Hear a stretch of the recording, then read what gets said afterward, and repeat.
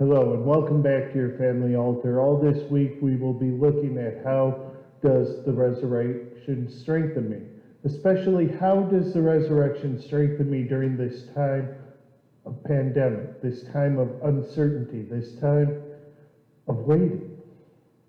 Today and every day this week we will be looking at an Old Testament encouragement to wait, along with the resurrection comfort from the New Testament.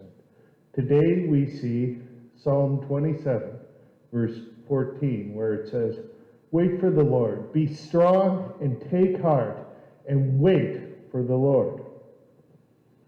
Brothers and sisters, the waiting is the hardest part. Tom Petty was the first one who said those words in a way that struck me. The waiting is the hardest part. He's hardly the first one to make that observation, though, and he's hardly the last. Each and every one of you know just how true that observation is. You can feel it now. The waiting is the hardest part. And now, at this time, in this place, in this way, we are waiting. We are waiting for things. We're waiting for things to open back up again. We're waiting for the freedom of movement, the freedom of travel, the freedom to do and be the people we used to be. But that waiting is tinged with such incredible uncertainty. That waiting is covered again and again and again with a very strong sense of, even though we're waiting for things to get back to normal, whatever normal is going to be will be different. But why? Why are we waiting? We're waiting for something that we think will be better. We don't like what we have now, so we're waiting for something to be better. And that's not new, that's not different. Waiting is something we're accustomed to. For me, when I think of waiting, I think of one thing: baseball. Every year, from the end of baseball season to the beginning of next one, it's about a 6-month stretch. 6 months is a long time to wait. And every year, I would start to wax poetic. Well, it was probably more nerdy, but I'm going to call it poetic, about how baseball is for me the embodiment of the Greek myth of Persephone. Persephone was the daughter of a goddess who was married to the king of the underworld. So every year, when she went to go live with her husband for 6 months, the weather turned bad. It was ugly, it was nasty, it was winter. And then, when she lived above the ground again, the goddess was happy. So the weather turned nice, and it was summer. And that was how the Greeks explained the changing of the seasons. Now, I adapted that myth to be about baseball.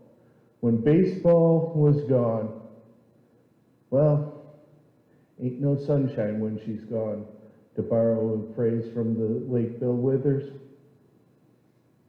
That's how it felt for me. Now, that might not be exactly the way it is for you. Perhaps you wait for something else. Maybe not baseball. Maybe it's football or hunting or fishing or some sort of annual trip that you take. Something. We're all waiting for something all the time, looking forward to something, because we think when that something comes, our life will be better, our lives will be happier. And now we're waiting for things to get back to normal again. And that waiting is tinged with fear, isn't it? Because once we get back to normal, who knows what normal's going to be? What's life going to look like on the other side of this pandemic? What will be open? What will be forced to remain closed? What will be real, what will be only a memory. Our waiting, our struggling, our striving, our looking forward, our impatience comes from not being certain, not being sure, not knowing what will be waiting for us on the other side. So we just want it to be over. We just want it to be done. We want to move on with our lives so that we at least know what our lives will be. And we feel like the longer we have to wait, the worse it's going to be, right? But what is that waiting about? What is that impatience about? Isn't it a lack of trust? Isn't it a lack of confidence? Isn't it a lack of surety about what your God will do? You're waiting now. And the more impatient you are, the more you're actually saying, I'm not sure that God is going to be able to get me through this.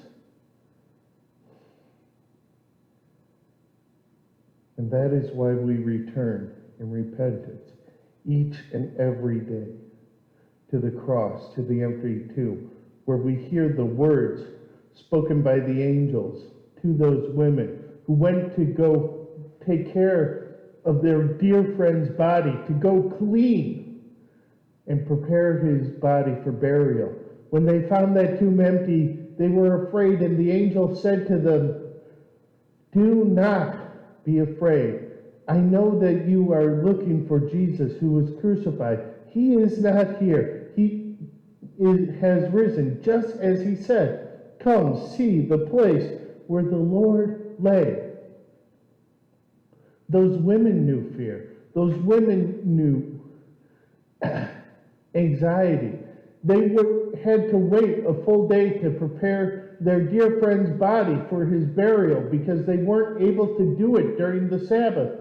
So they had to sit around and deal with their pain, deal with their agony, the thought of their dear friend, the one they thought was the Messiah, lying dead in a tomb, had to be devastating for them. And then when they got there, that agony, that pain, was transformed into pure joy. The Lord is risen. That risen Lord is the very same one who is in charge now. What you are waiting for, what you are unsure of, what you are expecting with both dread and anticipation.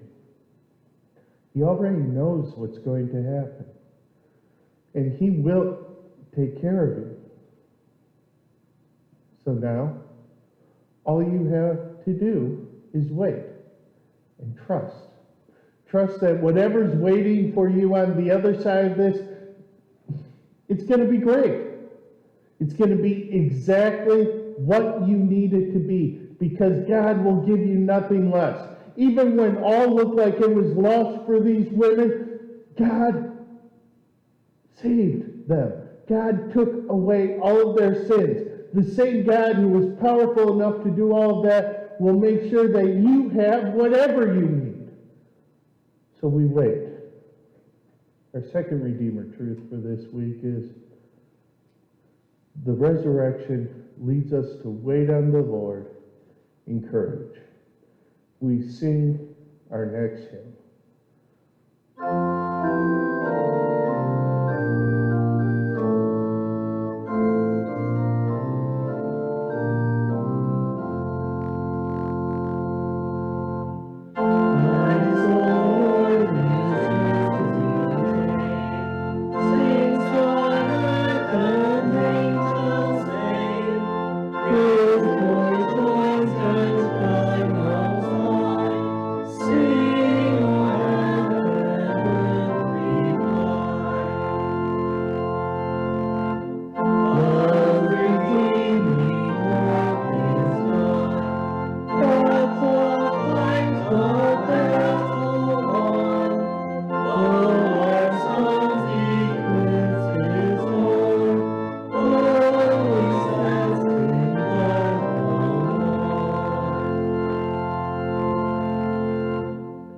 Now it is time for the resurrection to strengthen you at your family altar. God's blessings as you spend time at your family altar. The Lord bless you and keep you. The Lord make his face shine on you and be gracious to you. The Lord look on you with favor and give you peace. Amen. God be with you all.